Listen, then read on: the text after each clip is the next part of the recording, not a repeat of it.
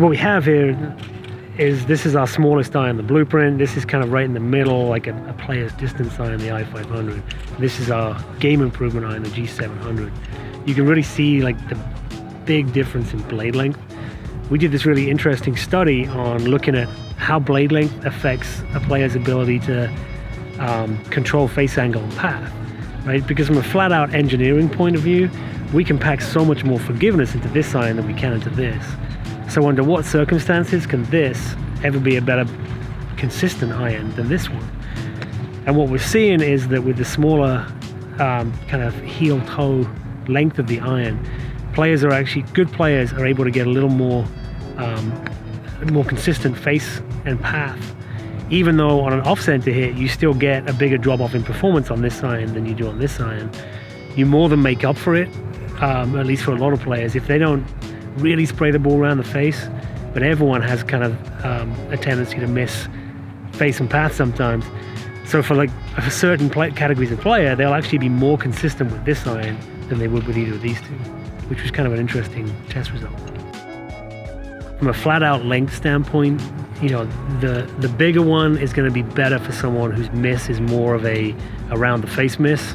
But if you're pretty good at kind of finding the middle of the club, then the smaller iron is actually going to help you out on controlling the face angle.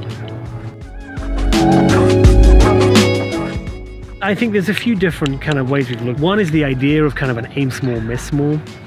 We've tried to test that. So if you have a smaller target, do you just get more precise with it? When we've tried to test that, we haven't been able to really tease out a lot of results on that.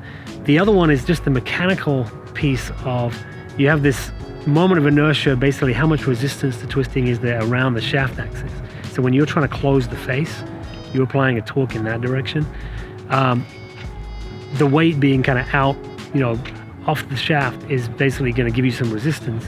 The smaller that is, so on a smaller blade length, it's a smaller resistance. It means you require less force. You can be more precise. You basically need less force to open and close it.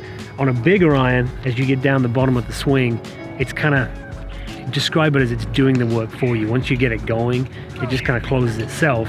But now you've got to apply a bigger torque to kind of hold it open or to close it more. So kind of a fine course correction is easier on this little guy than it would be on this big guy. If you're not trying to make fine course corrections, then this guy's going to work just fine. So what we see in testing is on a big iron, better performance on off-center hits. On the smaller iron, actually better dispersion on face and path misses.